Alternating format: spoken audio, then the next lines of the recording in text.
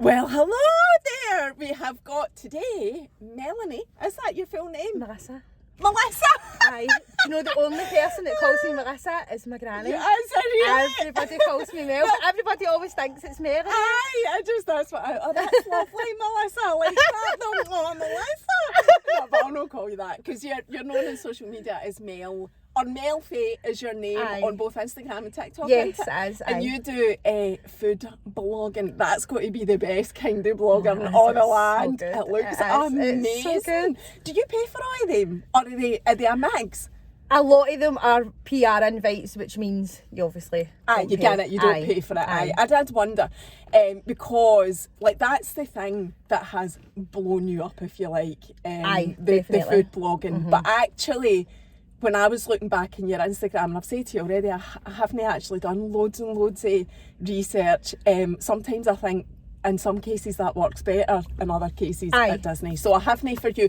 But you don't need to scroll that far to see that it is quite a new thing for you. You've done a bits and bobs of a lot of different things. Aye, but it's actually not really new. A lot of people tend to think it is, but people that have followed me for years will know that I used to have a food blog like did you? 11 years ago or something. Right. But it was like I was like balls deep into like bodybuilding and eating clean and were you? Aye, honestly, God, I've went for like honestly you like just reminded me. I can't believe I forgot about this till right now.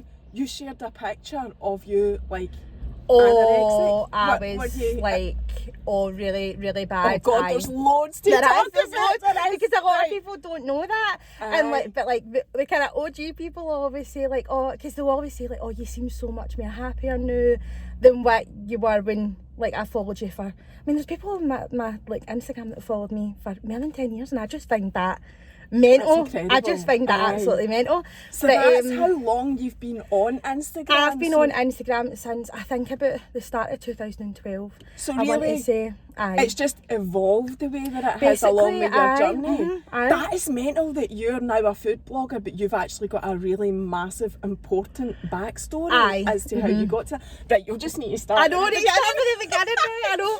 Right. So I'm going back like 2009. Obviously, I had my daughter, and you know what it's like when you have kids. You obviously put on a wee bit of weight and stuff, and I kind of lost it after I had her, and then I didn't even know you were a mum. Aye, my daughter's nearly 14. She's nearly 14. God, I didn't know that. So she is like a very private person, and I totally respect that. If she doesn't want to be in like any videos and stuff, and I'm just like, I'll always ask her first. So I don't post a lot because obviously respect her privacy and stuff. So she was born 2009, and then like I put on a bit of weight after I had her, and then obviously when she was a year old, I was probably at my heaviest, and then I just went for like one end of the scale to the other. So is that when you started the bodybuilding? Aye, so I done. So it was after you had her. There was nothing before that. No issues with. No, there was like even like growing up and stuff. I've always struggled with my weight. Like when I was younger and stuff. I've struggled with like disordered eating and things like my whole life. And after I had her, I'd kind of like settled a bit, and because I think when you've got kids, your main priority is them. Do you know what I mean? You do nothing for yourself. And especially that first year, you're a burst ball. I'm walking about burst ball for at least a year. Definitely. So I think when she was about 2, she would have just been coming up for 2.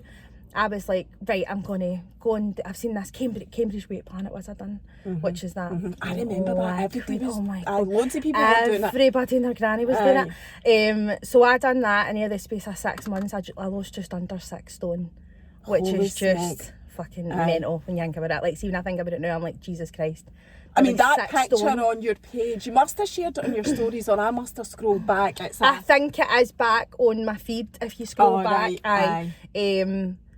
But I'd lost just under 6 stone in 6 months, which was just absolutely mental. On the Cambridge? On Cambridge Weight Plan, But I went from like one end of the scale to the other, and then see after I lost all the weight, I actually still didn't like the way I fucking looked. I was still pure berating myself, pitting at parts like and you know what it's like if you lose weight and like, I actually was quite lucky. I didn't really have any loose skin, but I would still be like that. Oh, that wee tiny bit there, and do you know what I mean? Pure pitting at the way I looked, and I'm just so. Then I started. I'm like, right, I'm going to get into the gym and tone up. As they say it, right?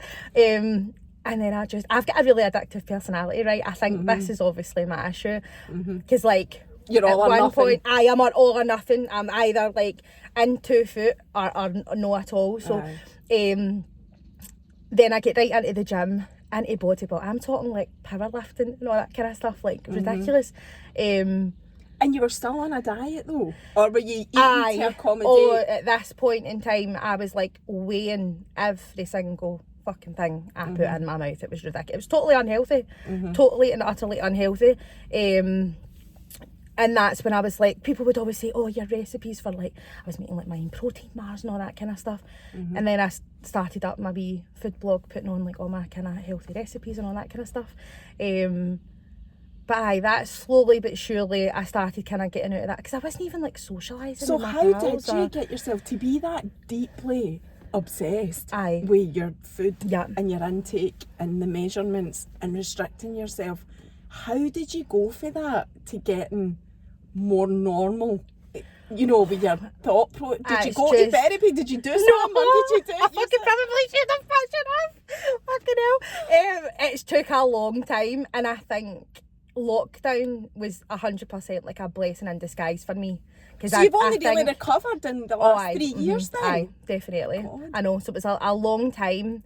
And then I think when you're in like other shitty times, because I had like was going through shitty relationships, and then my thing is always like turning to food for comfort. If I'm going through a shit time, I'm like that. Food has always been my comfort kind of thing.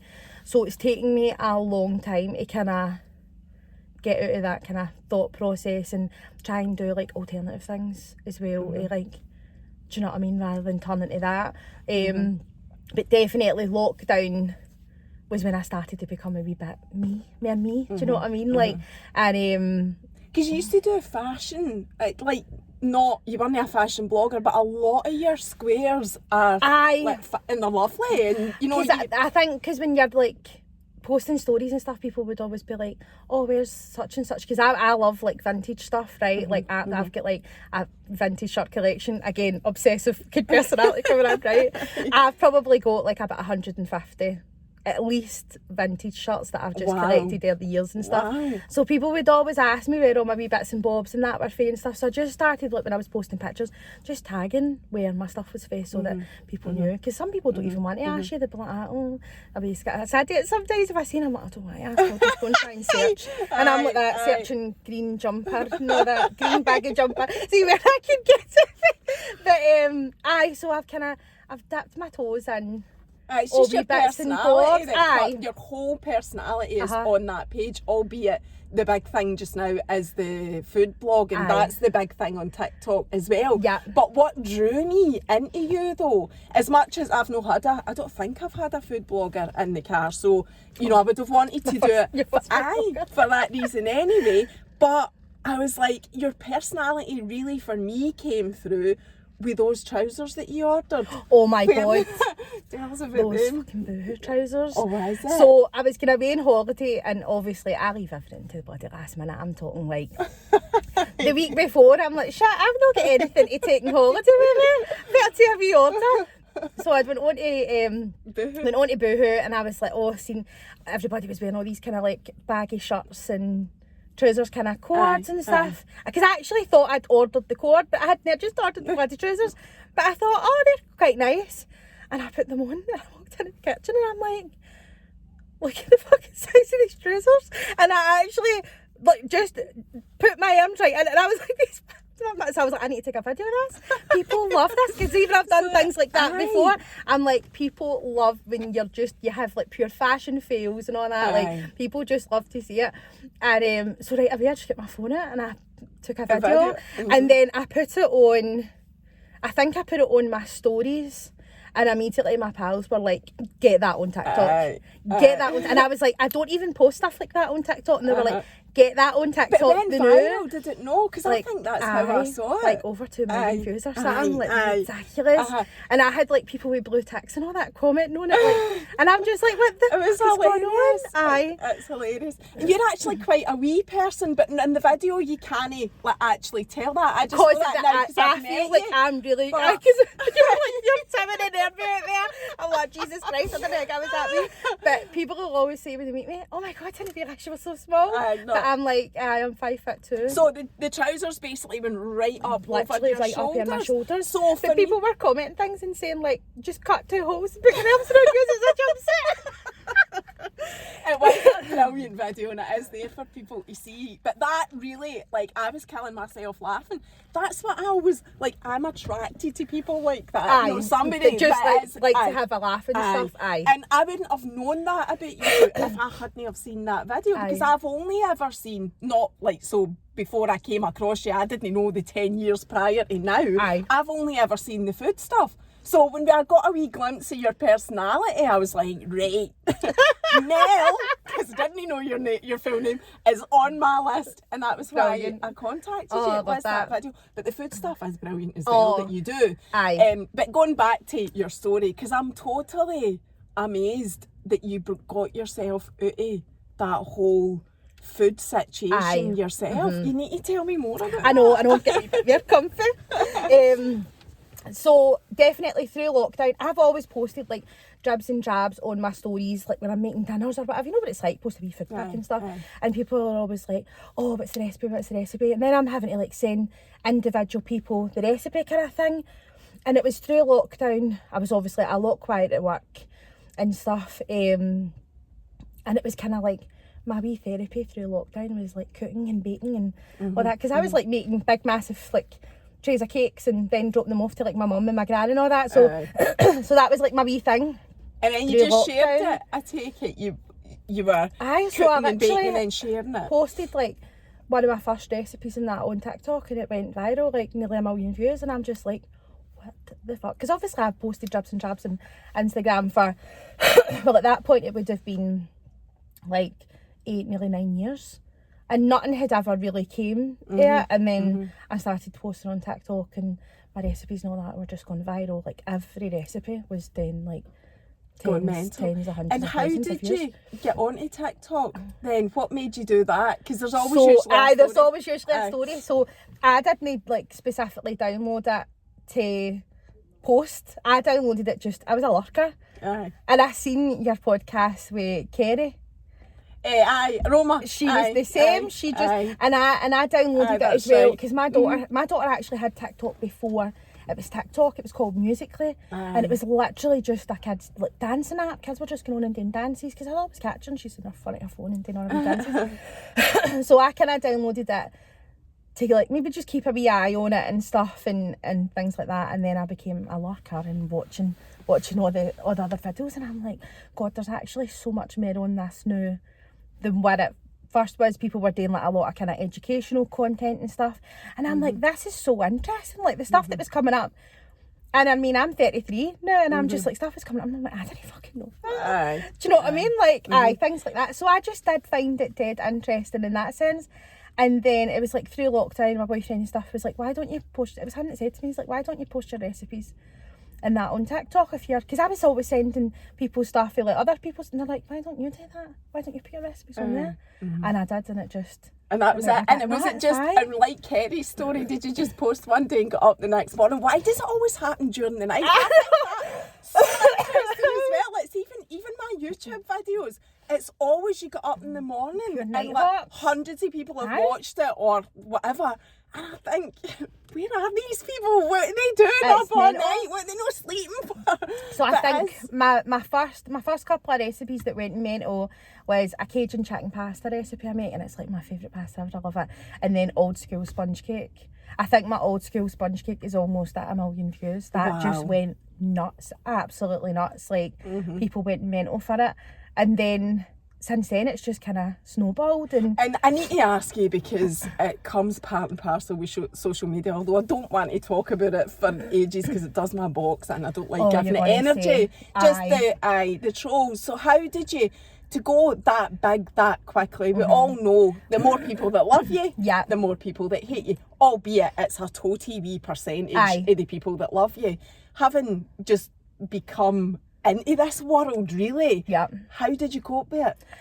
I've never really let things like that bother me. I did years and years ago when I first started, and I would pure take the slightest wee things to heart, like, and see now I'm just like, I just don't give a fuck. It's not worth your energy, no, is it? it's really no, and I'm just like, and that's it. It's really no worth your energy, and it really bothers me, like, because I've got pals and stuff that will be put off, be posting and putting themselves out there because so they have I. don't want to get comments for stuff, and I honestly I get it every day. Aye. Every single day I will wake up to comments for people, and I'm just like, oh my god. And then, do you know what, it's never fake, like a public, it's always a fake profile, always. And I'm like, how sad must your life be to be caring so much that I'm going out for my fucking dinner? Do you know what I mean? Like, how sad must you be for that to bother you? Insane. I know. So I just don't care, but my pals will always laugh because I don't care about, like, I just reply and be like, I'll take the piss at them. And that's the thing, because I'm just like, people will say, just block them, just delete the comment and block them, and I'm like, no, because a comment's a comment. I'll go back and forth with them and I've had people, I swear to God, I've had people leaving like 50 comments Oh my God. back and forth. Do And they I'll- not understand that boosts your video? Exactly. See, it's funny you should say that. See, like on Instagram, I'm a Yeah. blocker. Without a shadow of a doubt, Aye. because that's kind of my space. Yeah. That's where, you know, like I started. Yeah. So, you know, I just don't accept anything that anybody. I'm not running a democracy on my page. It's my way or no Yeah. way. So I block everybody. But see, YouTube and TikTok, I just don't care Aye. about what they can say what they want.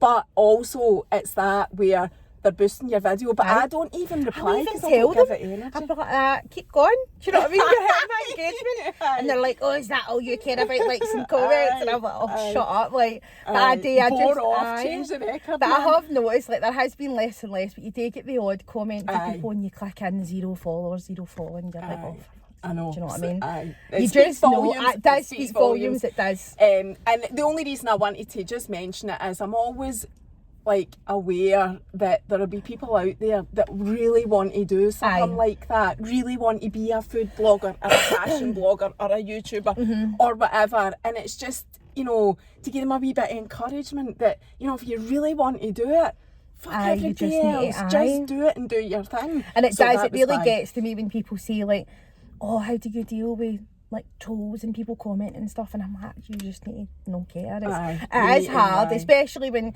because I've had comments from people and you're like, you know me. Aye. Do you know what I mean? And I'm like, you've probably met me, been in my company, just for their comment you can Aye, tell. And I'm like, but I know you would never dare say that to my face. Oh, of course like, no. Never. That's the whole point. That is the whole Aye, point. Billy Big Boss like me, you don't need to know who I I've am. never ever had anybody say one thing to my face ever, and I think that as well speaks volumes, Aye, definitely. But it does bother me that people, because there's so many talented people out there. Aye, that'll not that'll go. I not know. put themselves I know. out See, there, when and I- it annoys me so I've much. got friends like that, you know, and people will message me saying, "Oh, you're so funny," and I think to myself, "My pal, I've got pals funnier than Aye. me, but they just wouldn't do this." Yeah. You know, it's just, I know, it's such a shame. But anyway, that's that. I did Aye. just want to touch on it, so because it is valid. So getting back to the whole, where are we up to? You did your fashion, you did your recipes. Yeah. And then, so how did you get to actually doing it as a PR thing? And it's worth saying, oh, because there's this whole thing, get a nail job, oh, gaze piece, man.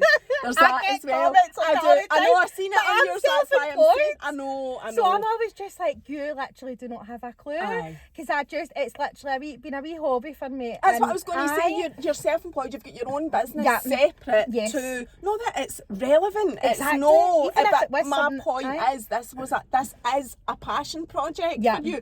That's what it is. But so what if it was to turn Exactly. into a full time? I I know. would, you know, But I think love people that for everybody. hate that because they're They like, do. you like, they just don't like seeing people doing things that they enjoy, being happy. And getting paid I for was it. literally going to say Heaven that. forfend. Fucking God forbid you get paid. You get some money for it. How dare you? Honestly. But it's just, people just hate to see other people happy. But that then is a reflection of themselves. Aye. Because they just must be so sad and just so fed up with their own lives and what they do they cannot stand seeing somebody else doing something that they want to do, want to do, and having the confidence to do it. Oh, definitely. I know it is a big thing. So how did it transform from your wee personal passion project to nearly part of what you do, part of your self-employment? How did it get to that? So I'd posted, it was a year past like November there, I was going out for like a wee bite to eat for my birthday and stuff, and again my boyfriend... Scorpio? Aye. Thought so. You Scorpio as well? What date are you? 8th. I'm the 10th. Wow. So excellent. I was going out for my birthday, and again my boyfriend with bright ideas. Why don't you post like a wee review when you're going out for food and stuff? And I was like, oh, it's quite a good idea. Is it him that goes with you? Is it him that gets the... Aye, so it's kind of, I'll take mostly him and like my best pal Christy, like, and then obviously if you get like more than like a +1, whatever, I'll take like the girls and whatever, which is always nice lovely. as well. Aye, that's nice. And then like I've took my mum out, my dad, my gran. Oh, my gran bloody loves it. Oh, my gran God, just loves it. And see, when we go anywhere, everybody's just like, oh, I love your gran.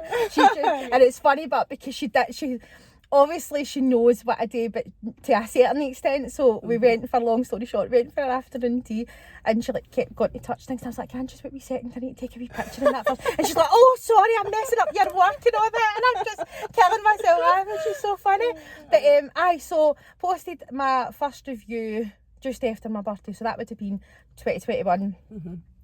And again, they just started going nuts, because I think people just love to see when you're going out for food and showing that you're eating. I know I do, because we do eat out quite a lot, as in maybe once a weekend, like, easily, right? So I'm always looking for different places that will cater for Lola, especially because she's still really, really fussy. Yeah. So if I'm looking for ideas, I would go to your page and have a see look. what is there. And I'll say to Keith, well, there's this, there's that, and whatever, and we try to find something for Lola. So for me, it's a really good, easy point of reference, especially when you've got Wayne's, to see what there is. So I love a food blog. So that was me started posting like reviews and stuff to places I'd went. So that started about the November, and then I think it was maybe about the February I got invited to like my first PR event, and I was just like, what the fuck is going on? Like, this is actually mental. Like, I'm going out and having my dinner, and I'm just posting a video, but this is just me. I just couldn't get my head around it. Pardon me.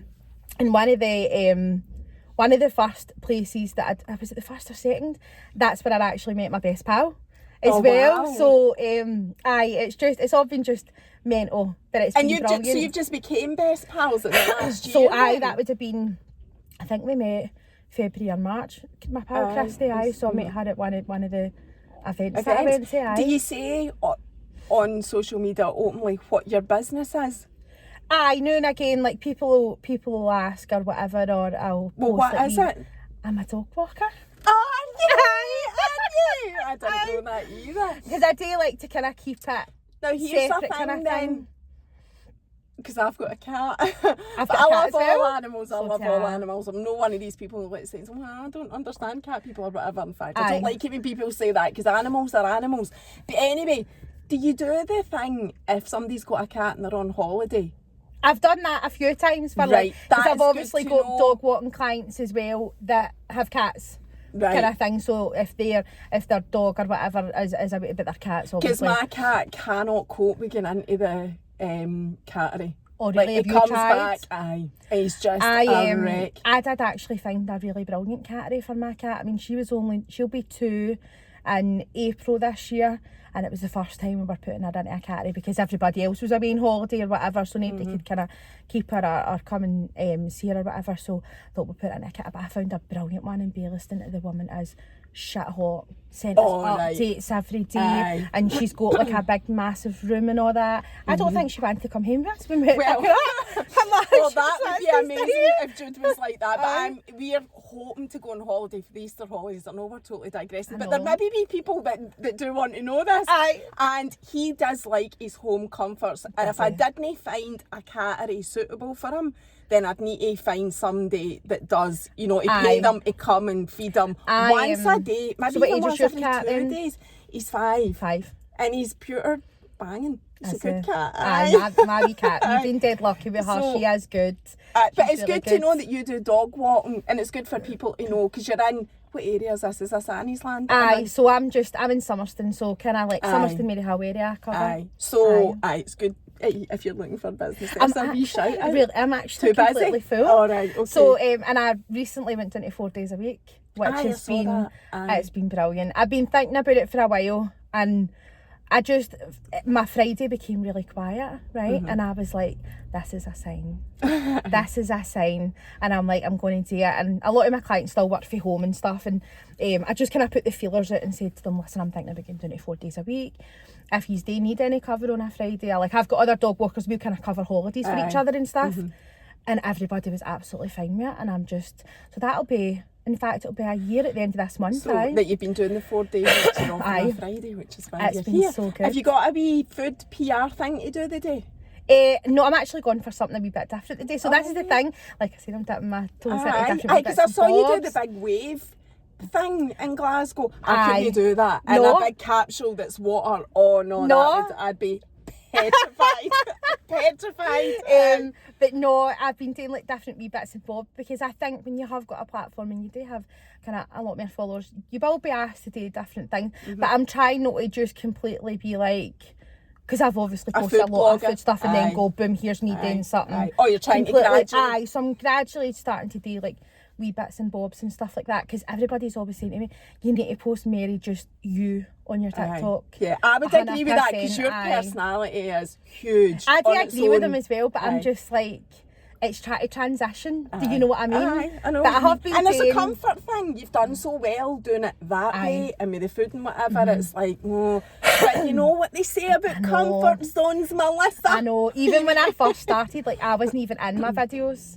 It I know, was just, I know it was just the food. I know. Aye. Makes such a difference though, because people relate to people, and that will Yep. draw more people in knowing who you are. Definitely. And it'd be amazing if your whole blogging thing could also contribute to your income. Aye. You know, and that can be part of your Yeah, definitely. self-employment. So right back to the story. Yes. Right. So I think we're up to where you did the weightlifting and whatever. So you're starting a Aye. bit obsessed at this point.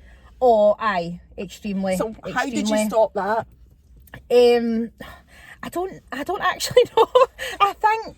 Oh no, I do know. So I was like single for a good while, and I think that's why I was so focused on the gym. The gym was like my thing. That was the thing that I was obsessed with, and I was going like, and I mean like a ridiculous amount of times, like through the week, probably like 6 days a week, sometimes training a couple of times a day, like just ridiculous. I even got like a coach like a few times as well. And just even like the stuff I was eating, see when I think now, like 'cause I found like my old plans and stuff from before, and actually Viv, the wee PT that you had on, she was actually my old PT a couple of years ago, like when we came out of lockdown and stuff like that. And I mind saying to Viv, I was like, I found my old thingy. You want to see what it was? And I was telling her, and it was something ridiculous, like 1,100 calories a day, no carbs, no red meat, like fucking turkey mince and all that. Like, Like, crap, it is oh, fuck apart from everything aye. else. And I think I got to a point where I was like, in my work, because I says to you, like, I used to work in the Sunbeds just down there, so I was assistant manager down there. People were coming in, and you obviously ask their name so you can get. So they would tell me their name, I would literally go in to type it in, and I was like, sorry, what did you say there? I couldn't even concentrate because I wasn't fucking feeling my body enough, do you know what I mean? So people are telling me things, and I'm like, it's just going right in my head because I can't even concentrate on what you're saying. Because you're not even feeding your brain aye. what it needs to function. And then I was going to say my ex, but I've got a few. So I was like, I met one of my exes, and then, you know what it's like, you meet somebody new, you're going out for food all the time. So I started to kind of digress away from being in the gym and being obsessed and it with was it by and stuff. meeting somebody. Aye. And then, obviously said to you before, then it started being shit, and then I'm turning to food for, because I've Aye. obviously So no. it's a cycle. Aye, definitely a cycle, and that probably went on for about 3 years with like a couple of different people, and then I was like, that's it, I'm single, I'm not wanting to meet anybody, And then I went through like a really shitty time. One of my best pals actually passed away. And I just realised that I was in a really shitty circle of like friends and stuff, people that didn't actually really care about me.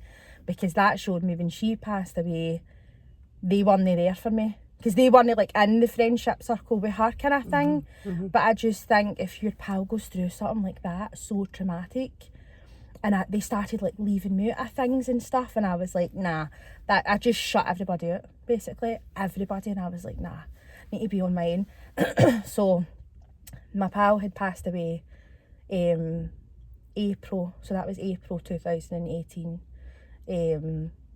and I just basically shut my away for everybody. I was like, nah, that's me done. And then I started talking to my boyfriend, who I'm still with, just like pally, just like in a friendly way, no, just like kind of somebody to talk to, and it was kind of giving me a wee focus, and it kind of brought me out of that kind of wee dark hole that I was in. And then I think we spoke for about a month, but I think in the like couple of weeks leading up to that, it started getting a wee bit more flirty kind of thing. And then it was me that says to him, bear in mind I just fucking said, that's it, I'm single, I'm not wanting it, that's it, I'm done with guys, fucking arseholes. And it was me that says to him, you gonna fucking ask for my number or what? And I'm like, see what I think now? I'm like, fucking hell. But so we'd been talking for about a month and stuff, and we met up, and I think, And that was it. And that was it. Do you live together now? Aye. Or is it, yeah, I thought that. So that's what really, that relationship with him created a better relationship with yourself. Oh, definitely. And it's got much, much better. Aye. So there's a couple of things I want to ask you about, because you're actually very spiritual as well. I That's am. another It is a Scorpio Scorpio thing. and I only just discovered this, I think last week as well, where you were talking about going to a psychic and crystals and we've whatever. actually got that a week Next week. tomorrow. Aye. I'm so excited. I've never had a reading done, which I can't believe just think, that you've I never mean, had I've been to like a psychic down in Blackpool, right? But I'm not fucking counting that. That doesn't count. I've never had a reading done. And I don't know if it's because I'm maybe a wee bit scared, because I'm a very emotional person. I'm surprised I've not great yet, to be honest with you. I've pure promised myself, and I was like, can I hear things in my head yesterday? And I was like, you can't fucking greet. Because I don't think I've seen anybody greet yet. There has been there been a couple of tears? You've maybe just not seen it on the screen, but there has been. But and I'm like, oh, fucking can it? Because when I greet, I'm like ugly Kim Kardashian greeting, right? And I can't catch myself. I was like, can I start fucking greeting? But I have got hankies, like, it's I allowed. was actually going to bring my head just in case, and I forgot them. And I have been nearly greeting a few times as well, but I think people always say to me, how do you hold it together? But I always think, if I'm having somebody in my car, it's my job to keep strong for them. Definitely. Job, I mean, you know what I mean? That's how, but I have been really emotional at some of the stories. But anyway, so the spiritual thing, so you'd met him and that got you on your right path, shall we say, to accepting yourself and whatever, and you're going to a psychic and the crystals and whatever. How did you? Tell me about your spiritual story. I need to know about that. I've always been dead spiritual, like I'm not religious at all. I've always been I've always been a wee bit weird. Right? I'm a wee bit weird that way, but I've always been like into the moon and the sky and all that kind of stuff. And thinking, where does it end? Where does it end? It just fascinates me so much. And again, through lockdown, that was me. I was like, I'm going to start getting kind of in touch with my spiritual side. Because when I was younger and stuff, I did have like wee bits and bobs and stuff, but I never really dived into it kind of thing. And again, through lockdown, and I was like, you know what it's like, I was just trying to do anything to keep me fucking sane, to be honest with you, because obviously being a dog walker, I went from being so busy to only having like a couple of clients every day, like key workers that I was getting it for. And I was lucky if I was out for any more than an hour and a half a day, and I'm like, that's just... So I went from being so busy out all day to no doing much. I was about to go off my nut, I think. So so that was my wee thing as well. So I started kind of getting into my spiritual side and stuff.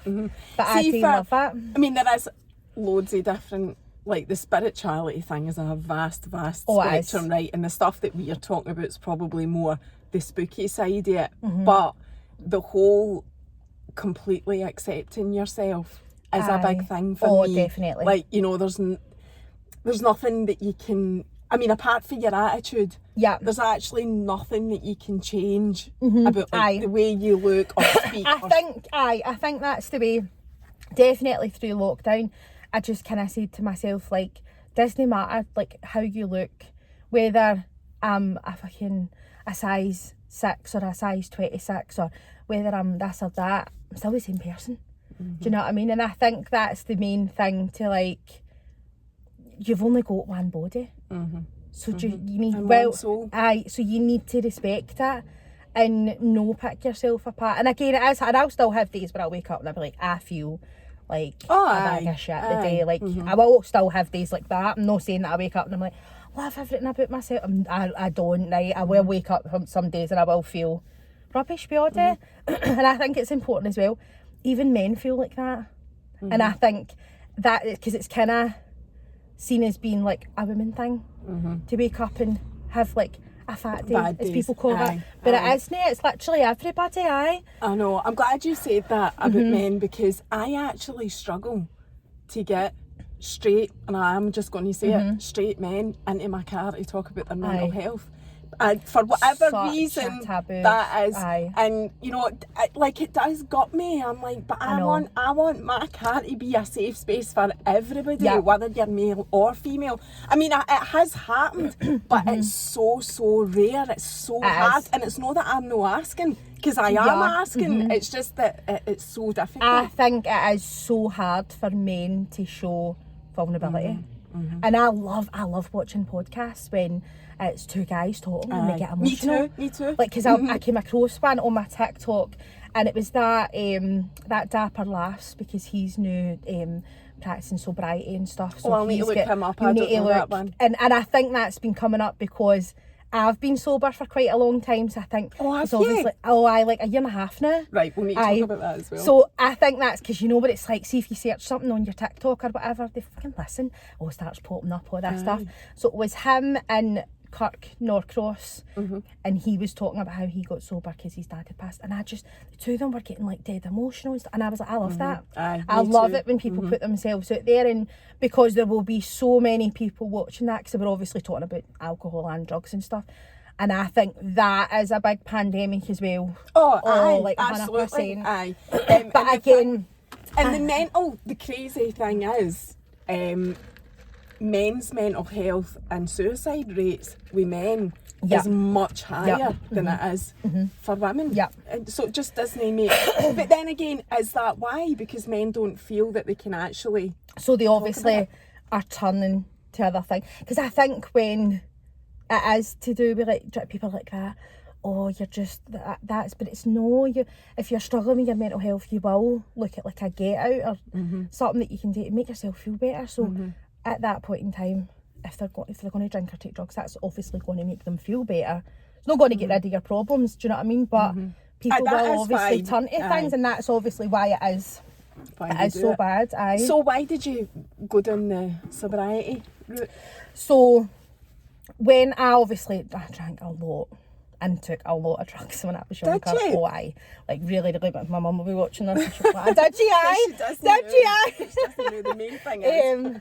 So when I was younger, like really bad, and I mean it for like Thursday to Sunday, constantly, anything that was put in front of me, I was like, I'll take it. I was like really, but again, there's my obsession.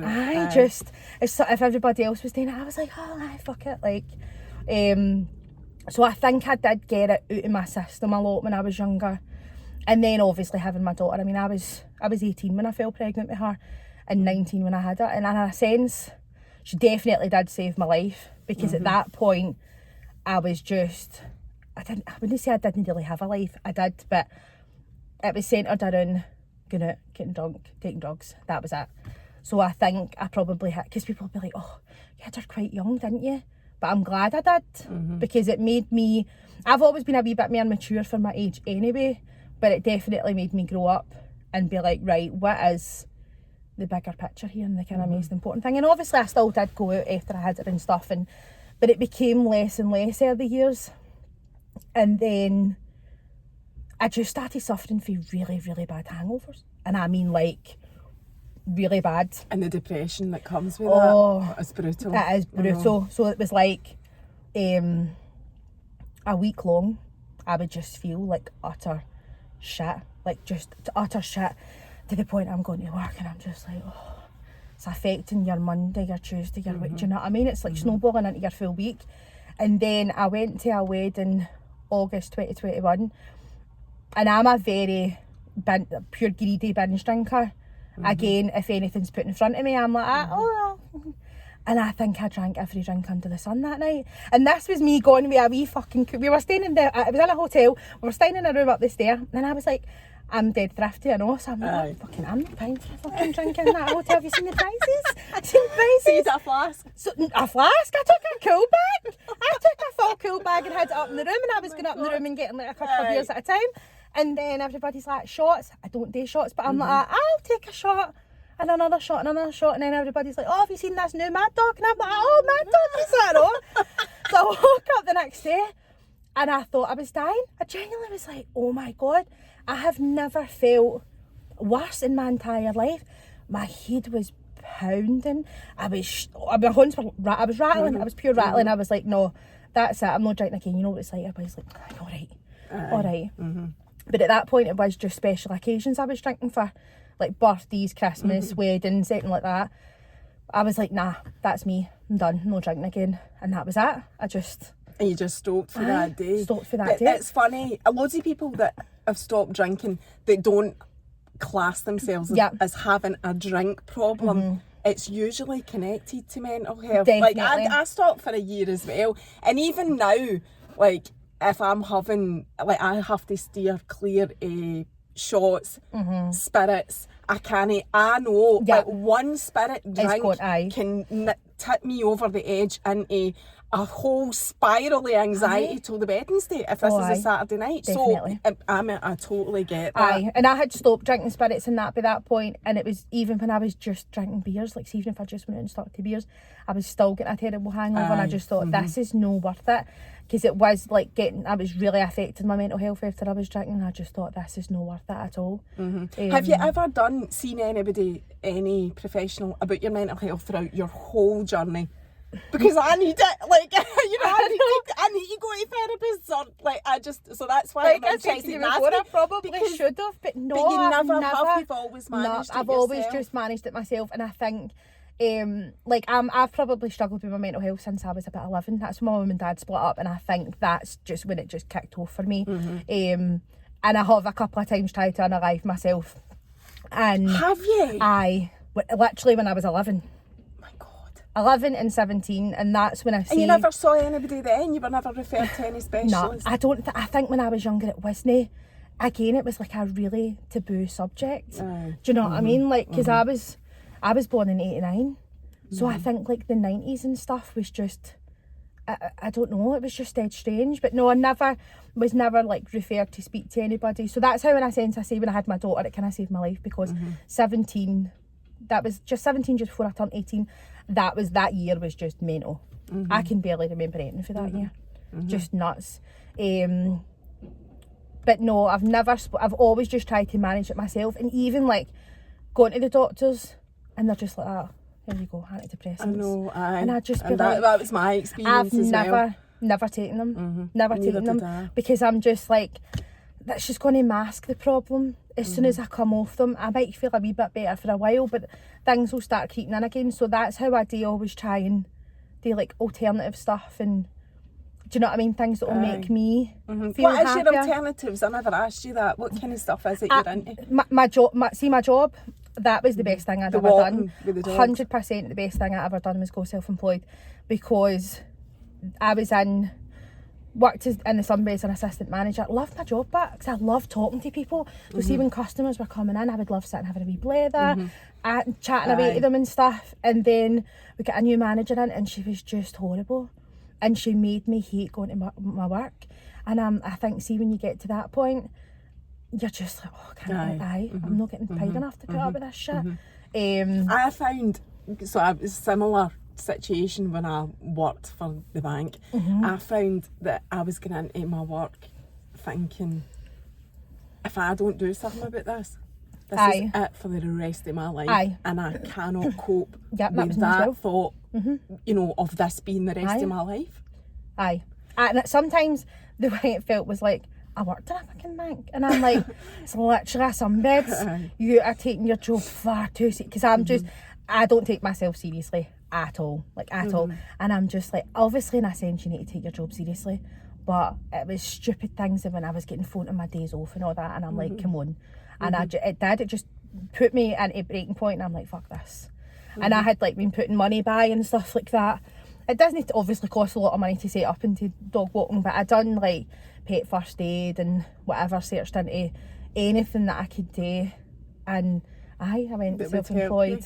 That was September 2016. So that was definitely the best thing I done for my mental health, because I just love, I love going to work and not having to deal with people. It's great. I know. And like, there is such a big thing with that, with being self-employed. Because me and Keith are classed as self-employed, and when people say that thing about getting a real job, that basically means working for somebody else that's going to treat you like shit. In my eyes, and I just think, I mean, Keith especially, he couldn't work for somebody else. No way. I definitely could not work for somebody else. I couldn't go, God, you know, touch wood, and the thought of going back to that, I would be mentally, I think if I had to go back to that, I'd probably end up getting the jail. I don't think I could either deal with or put up with somebody speaking to me like that again, because I'd end up being like, that is exactly what Keith is like, and even me and him have conversations like that. It was brutal. What was I going to say? I was going to say something else about the whole work, because I want to quickly ask you, I'm conscious we've only got like 14 minutes, about the child thing, because you have talked about trying to conceive. Yes. I think it's really important that we talk about that as well, because there's loads of people struggle with that. Because I've seen your podcast with Victoria as well, and I just met her not long ago. Oh, did you? That was quite an emotional one. It was Victoria really emotional. I was really emotional watching it as well. But I love it when people go in and they speak about it's been more so, I think, because I was going through it through lockdown, it's took so long because there was just massive backlog. I get referred. So you are currently trying to conceive. Yes. That is on, and I saw that you said as part of your New Year plan that you were really going to get healthy rather than focus on, keep me right. Yes. Rather than focus on the actual getting pregnant, you were going to focus on looking after your body. Because again, obsession, that was like, again, I go into everything two-footed. So it was January 2020, I get referred, and obviously... So you'd already been trying for a year? Aye. And then obviously went into lockdown, and I'm like, oh, fucking great. Do you know what I mean? Like, so everything just kind of went to shit. But, and that was like focus, that was at getting pregnant. And it just became such an obsession, definitely unhealthy, because I was doing everything. I was everything that I could find. This helps, and I'm buying that, and I'm buying that. Spending a fortune on hundreds of supplements and drinking fucking pomegranate juice and eating all sorts of kind, just daft things. And I think when you're that stressed and that focused on it, it's like, I just was like, you need to chill. I bet it got to a point where I was like, you need to chill. And we were literally like, I stopped everything, stopped all the supplements. And I'm like, I need to just concentrate on myself, because I had a lot of other stuff going on and things. And so I stopped taking my supplements and all that for ages. Literally, I think probably for about last summer, I was like, nah, I came off everything.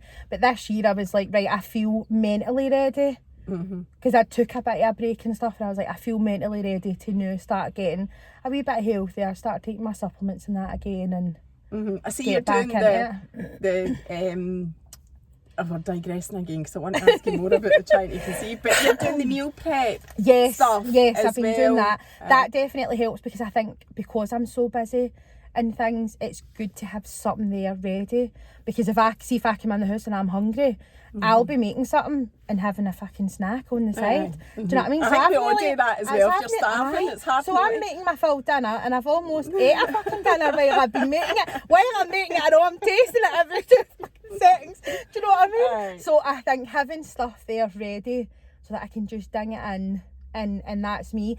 But so I've been doing that and I've been really enjoying it. So so that's your focus, and you are still trying to. What about, like, so you've been referred? What about treatment or whatever? So I've had like tests and all that and stuff, and they've basically saying we don't think you need IVF. We think it's just because your cycles are irregular, and I've got PCOS.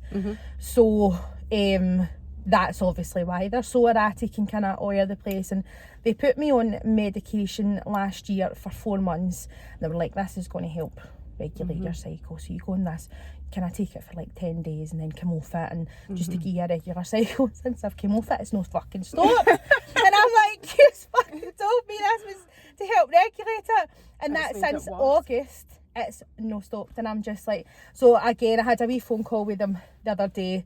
And they're going to get in touch to try something else, because the stuff that they gave me, Prevera it was called, so I think you can use it as a contraceptive, but you can also use it to regulate your cycle. It was fucking horrendous, Mary, honestly. Like, so you're off that now? I'm off that, so I was on that for 4 months last year, but I'm off that now, and they're now trying to kind of work out the next step kind of thing. But they've said to me, before they can give me anything to like help with ovulation and all that kind of stuff, they're like, are you ovulating? Do no, I don't think so. Right. No. So they're saying, in order to, just for me to get the medication, this isn't like IVF and stuff, they're like, you need to lose about 5 stone just to get medication. And I think that's so frustrating, because I'm obviously on forums and all that and stuff, like, and people that are like my size or even heavier in other parts of Scotland, other parts of the UK, get the medication like that. It's literally a postcode thing, and it's so frustrating. And I have said, like, I would rather be, I know you're pure conscious of the No, I'm just checking. I'd rather, definitely the new, I'd rather be a lot healthier than what I'm the now, because I just think I'm a wee bit older now, do you know what I mean? My daughter is nearly 14, so that was 14 years ago I had her nearly, and I'm older now. I'd like to be a wee bit fitter and healthier, because I'm not saying I'm no fit. I'm obviously out 4 days a week walking dogs like a couple of times a day, but I just like to be a wee bit healthier, a wee bit fitter, and then maybe things will start kind of getting. But it's frustrating. For you, obviously, based on what you've said, for you it's about not getting obsessed with it. So you're trying to control that as well. They're telling you need to lose 5 stone. You're an absolute compulsive, obsessive type person. I am as well, by the way. That, you know, that was why I never went down the IVF route. That would have destroyed me as a compulsive is what I've person. said. And like me and my boyfriend have spoke about it and stuff, and I'm like, if I was to do that, that would destroy me. And as much as I want to get pregnant, and I'm like, is it worth sacrificing my mind and do you know what I mean? Like, and for lots of people, I know it works, and lots of people can manage that. But I knew when I went for my first appointment with the specialist, I said to him, this is purely to identify the answer. Yes or no, I can conceive on my own. I told them right on day one, I can't. I've looked into it. There's no way I'd mentally be able to cope with IVF. Just for the same reasons as you. I'm totally obsessive. I don't think I could mentally. So you already in the space, do you think that if it doesn't happen, you're kind of accepting your fate? Because I've got to a stage in my life, and I'm just like, if it's meant to be, it's meant to be, kind of thing. Do you know what I mean? And I'm like that with a lot of things. Like my gran always says, "What's for you, no go by you." And I think when you are dead spiritual as well, I definitely feel like it will. But I don't know when. And do you know what I mean? That is a big thing. And I try not to kind of look into things too much as well, because I try to control myself with being obsessed with it. I know. It's hard. It is really hard. I know. I remember buying the ovulating kit thing as well. And I've spent I know. I got like a wee fucking egg king and everybody's like, oh, this is meant to be really, really good for PCOS, and because the thing is your core body temperature when you're sleeping at night, and you put this wee egg in, right? I spent like fucking over £100 on it. Oh my See, God. as soon as I bought it, stopped getting my cycles. And I'm like, fucking hell, can't even get a refund on it. It's like just sitting there and I see the amount of things I've bought, and I'm just like, I'm just trying not to.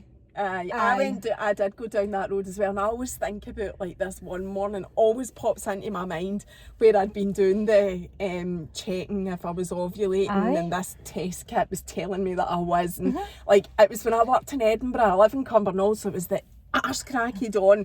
Keith was still in his bed, no even up for his work. I'm obviously having to commute to Edinburgh, and this thing was telling me, right, that you're now, right, Keith. right now is the best time to get pregnant. And I remember waking Keith up, waking him up, like fucking, you know, he was barely even conscious, and I'm jumping on his bones. There's no enjoyment in that. There's no. See, when it's that, and I think that's the way it'd go as well, when it's like, right, this is saying that this is going to be between this day and this day, so we need to do it all the time between Tuesday and Thursday. See, when it's planned like that, it got to a point, and I was just like, this is fucking terrible. This is so, and that's when I was just like, no, I need to. And you do, that's when, and I think then what's worse, right? So you do that, it said I was going to get pregnant, and then you take your period 2 weeks later or whatever like, it is, and you are talk about the come down. That, I mean, it's, if you've not lived through it, you don't know how bad that is. And I was like you, I just got to the point where fucking I was having a word with myself because it was affecting my life, my actual day-to-day life. But that was another reason that I knew I wouldn't be able to go down the IVF road. Could you imagine? That's just the ovulating kit. That's just at the tip of the iceberg. I know. So, no, that definitely, it's brutal. But I'm glad you talked about that. What about your PCOS? PCOS it is. Some people call it PCOS. Aye.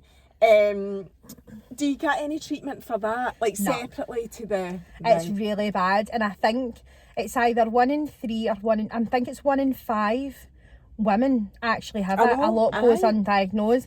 But I got diagnosed, again, I'm going back like 2016, pure shitty time in my life, and I'm just like, I'd started getting like wee hairs on my face and stuff, like, and they were just getting worse and worse and worse. And I'm That's like, a common one that people say. I'm like, what the fuck is going on?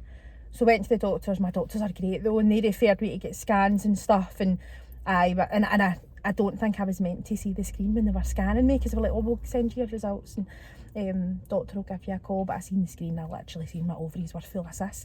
But I actually had a scan about a year ago. They're gone. But even though you can actually have PCOS without actually having cysts in your ovaries as well, which I didn't know. And again, I've learned a lot for TikTok. I follow a few people on there that have got it, and I've learned a lot for that about myself. But there's no treatment, there isn't any. And when I got diagnosed, the doctor was just like, there you go, there's a pill that'll help keep your periods regular, and that was it. And I think I took the pill for 2 months, and I was having anxiety attacks, and it was horrible. It turned me into a really horrible person, and I was just like, fuck this. And I think that's it. The doctors are just like, see if there's any problems for a woman, pill. If there's any problems for mental health, antidepressants. That's it. They're just... That's been my experience as well. But I just think pharmaceutical companies, how much money they must make. Because I don't even I'm dead funny about even taking things like paracetamol when I've got a sore head. I was like, no, I'm going to go and get like a wee ice pack and lie in a dark room, and because I'm just, and people be like, see if you've got a sore boyfriend, to be like, a fucking couple of paracetamol, stop moaning about your sore head.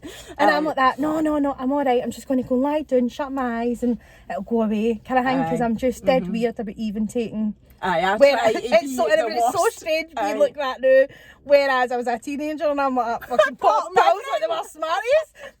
No, I'm like that. No, me, I'm not taking a paracetamol. I know, I'm the same. I have to be. My grandma's like that as well. She would not take a painkiller, but she ended up with cancer, so she was pumped up with morphine and whatever. But it's so ironic, that the stuff that my gran her thing was a magic rub, because I would say, Gran, I've got a sore belly. She's like, I'll give you a magic rub, and she'd give me, and it would go away, and I'm like, so that's how I've kind of been like that, because Because I'm like, oh, can you just keep my belly a wee rub? Aye, wee magic rub. Aye, wee magic rub. I know, I do have to be in the depths of despair to take a tablet as Aye. well. But the farmers, just quickly, I know. We know the farmers rule the world, but anyway, we've got like 20 seconds. Thank you so much thank for you so coming much to for chat. It was having me. amazing. I could probably talk to you for another hour. I know. But, oh, my buttons at this side now, Aye. so we'll say bye. Bye.